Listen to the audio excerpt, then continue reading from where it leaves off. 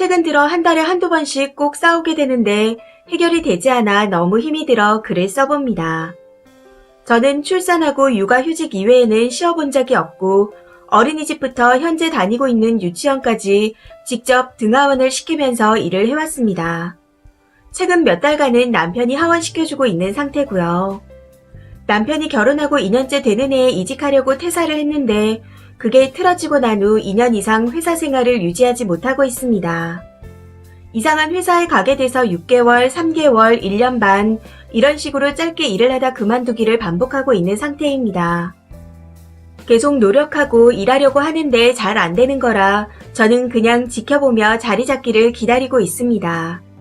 제가 음식을 잘해서 저녁 식사 담당을 하고 있고 나머지 쓰레기 버리기 등 집안일은 결혼 초부터 나눠서 하고 있습니다. 신혼집은 시가에서 주신 돈과 남편이 모은 돈을 합쳐 4천만 원이 들어갔고 나머지는 대출받아 빌라 전세로 들어갔어요. 당시 제가 결혼 전에 집을 사느라 돈이 없는 상태였기에 전세로 신혼집을 구할 때 돈을 보태지 못했고 혼수만 했었습니다. 그렇게 빌라 전세에서 계속 살다가 급하게 나와야 하는 일이 생겨 제가 결혼 전에 사뒀던 아파트에서 2015년부터 들어가 살기 시작했습니다. 그 아파트가 현재까지 저희가 살고 있는 집이고 결혼 전에 2억가량으로 구입을 했는데 지금은 6억가량으로 올랐네요. 남편 퇴사 이후 제 월급으로 모든 생활비를 충당했고 남편 월급은 불안정해서 생활비를 따로 받은 적이 없습니다. 구직 활동을 하는 기간에 돈을 써야 했기에 남편 월급은 본인이 쓰게 했고 인터넷으로 뭔가 살 때, 자동차 할부금 및 유지비, 가구 살 때 등등 남편 돈을 썼습니다.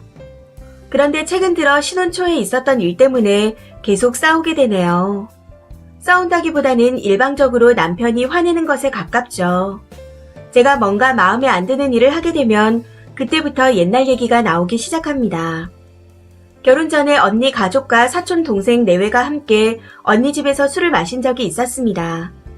다 같이 모여 마시다 보니 과음을 하게 되었는데 사촌 동생이 우리 누나를 데리고 간다며 남편의 멱살을 잡았습니다. 남편은 그때 꾹 참고 넘어갔어요. 이후 고모님이 전화하셔서 미안하다고 하셨고 호텔 숙박권을 주셔서 결혼식 날 좋은 곳에서 하루 묵고 신행을 가게 되었습니다. 결혼 후 사촌동생 내외와 같이 식사도 했는데 분위기 또한 괜찮아서 저는 풀었다 생각했습니다. 그런데 남편의 생각은 다르더군요. 사촌동생이 직접 미안하다 사과하지 않았다며 구렁이 담 넘어가듯 넘어가는 모습이 싫었다고 하는 겁니다. 그런 얘기를 하면서 당시 이 결혼을 해도 될까? 하는 생각이 들었다고 하더군요.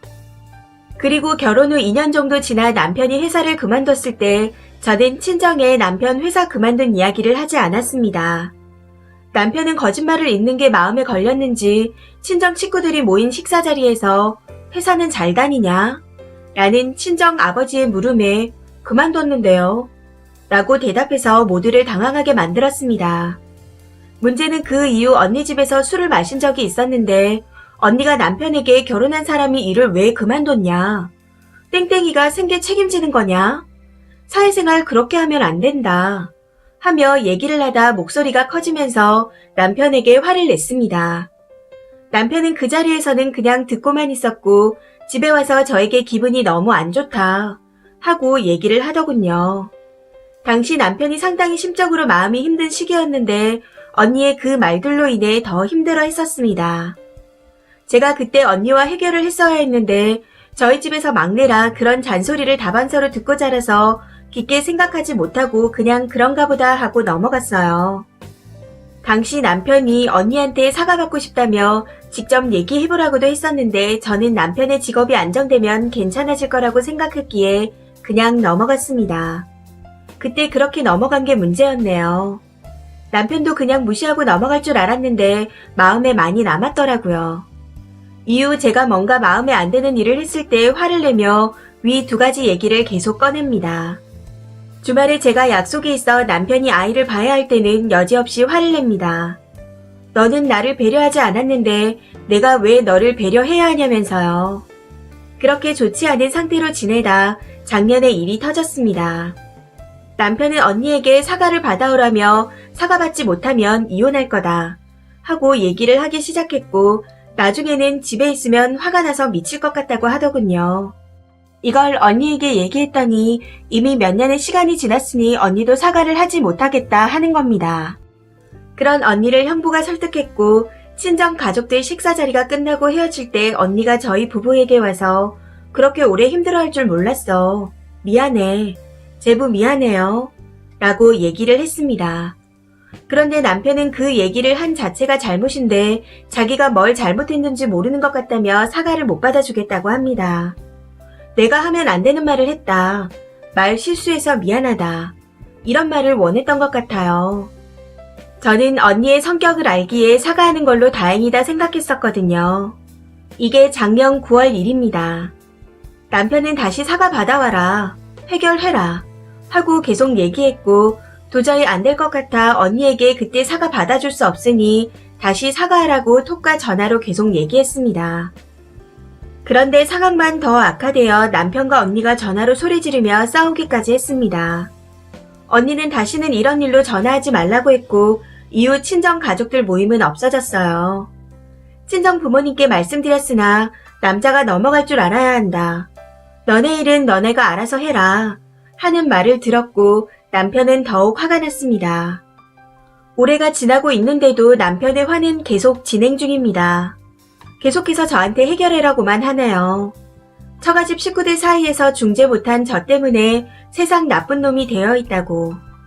이 일을 해결 못하면 친정 식구들과 연을 끊든 자기랑 이혼을 하든 둘 중 하나를 선택하라고 합니다. 이혼하면 지금 사는 아파트를 담보로 대출받아 2억 5천을 달라고 요구합니다. 자기도 그 정도 지분은 있을 것 같다면서요.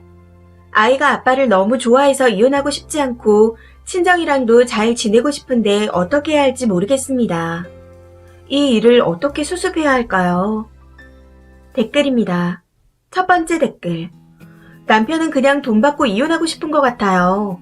기분 나쁜 상황은 이해하고 알겠지만 이미 사과도 한 상황에서 계속 사과하라고 억지를 부리는 것 같아요.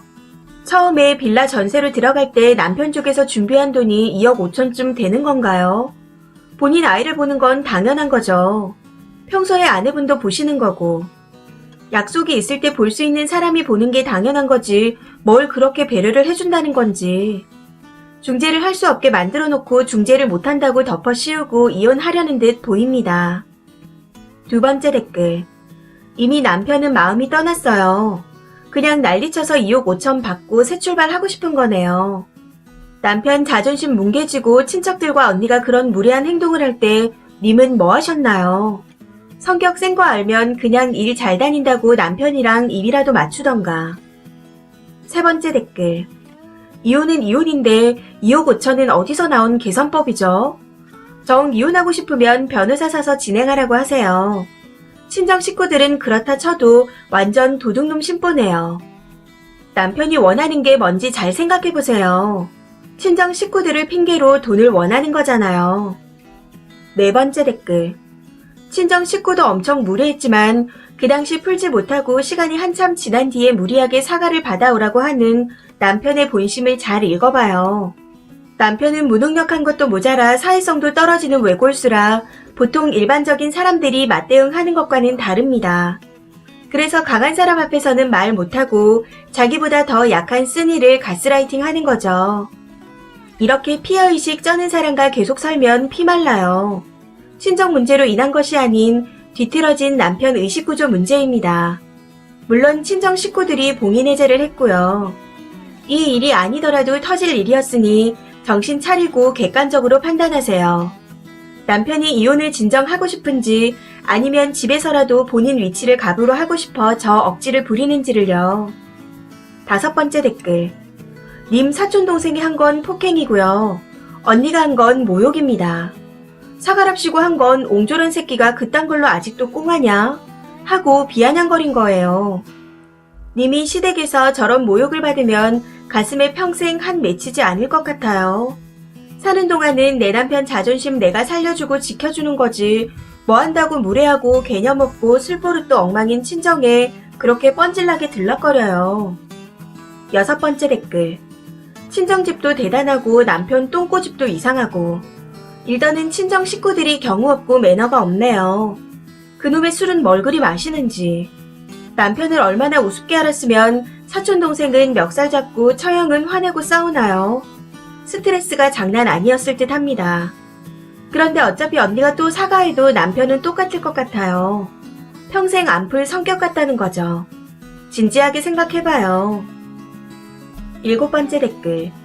남편 시댁 합쳐서 결혼할 때 사천 들었고 결혼 전 여자 소유의 아파트가 혼인 생활 이후 2억에서 6억으로 올랐다는 거죠.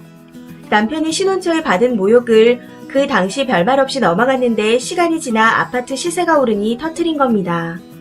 아이도 있는 데다 여자가 매달리는 상황이라 사과를 요구하면서 트집을 잡는 거죠. 제가 돈 한 푼 투자한 적도 없고 돈 4천에 결혼을 했는데 아파트 시세 오른 것에 눈 돌아가서 최소 2억은 받고 이혼할 수 있겠다 싶어 생트집을 잡고 있는 겁니다. 지 평생에 노력한 거 없이 큰돈 만질 수 있다 생각하니 어깃장을 놓는 걸로 보여요. 한번 뻗대봐서 붙잡혀도 지 마음대로 살 수 있을 것 같고 안 먹히면 이혼해서 재산 분할로 큰돈 만질 수 있을 것 같고 둘 다 나쁘지 않네 하는 생각. 이 상황은 남자가 재산 증식에 보탠 거 없고 결혼 생활 유지에 노력한 바도 없다는 걸 증명해서 재산 분할을 결혼 당시 기여도로 판결받아 돈 3, 4천 주고 이혼하는 경우가 제일 바람직하다고 생각됩니다. 저런 이기적인 놈, 멍멍이 같은 놈, 애 아빠라고 붙잡고 유지시키기엔 인생은 길고 아까워요. 이 사연은 여기까지입니다. 시청해주셔서 감사합니다.